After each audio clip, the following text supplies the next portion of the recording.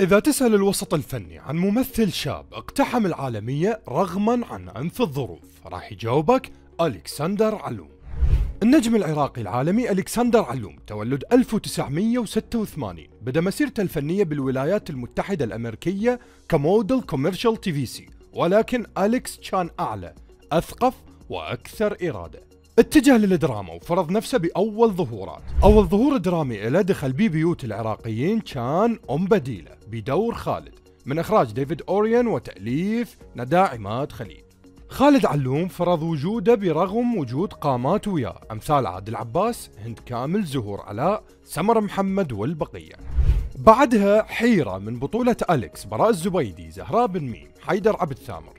وصراحة عجبني حيرة أكثر من بقية الأعمال، وما أعرف لأن شفنا أليكس بمشاهد أعمق، لو لأن التايتل بصوت المدام النجمة العراقية رحمة رياض أحمد، وهذا بصراحة انحياز من عندنا، لأن منو بينا ما يحب رحمة ويستمع إلها. بعدها توالت النجاحات لأليكس بألماس مكسور، وراها أليكس سولفن له أجمل قصة بمسلسل قصة، ومن ثم دور كوماندوز بالساتر الغربي من إخراج محمد جعفر وتأليف مهند الطيب، بمشاركات عديدة لأنعام الربيعي، شاهندة، بهاء خيون، مرتضى حنيص، دكتور يحيى إبراهيم والبقية. لهنا يجوز الأمر طبيعي نجم عراقي يحصد نجاحات عربية وأصداء نقدية تشيد بأليكس المتجه للعالمية، إلى أن هوب أليكس الهوليودي The Star is Born. 2025 مسلسل The House of David على أمازون برايم بدور ملحمي تاريخي لأليكس. أليكس الأمير في إمبراطورية الملك أجيش، وتألق متوقع لأليكس من أول حلقة.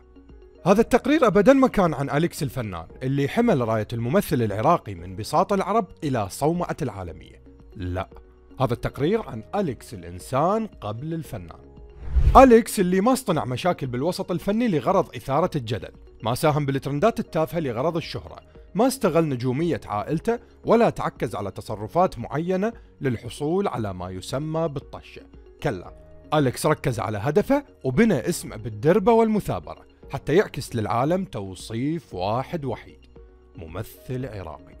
ولهنا وخلصنا. أنا كنت وياكم علي عطوف من ترند المشاهير، وخطارنا كان الهوليودي أليكس علوم.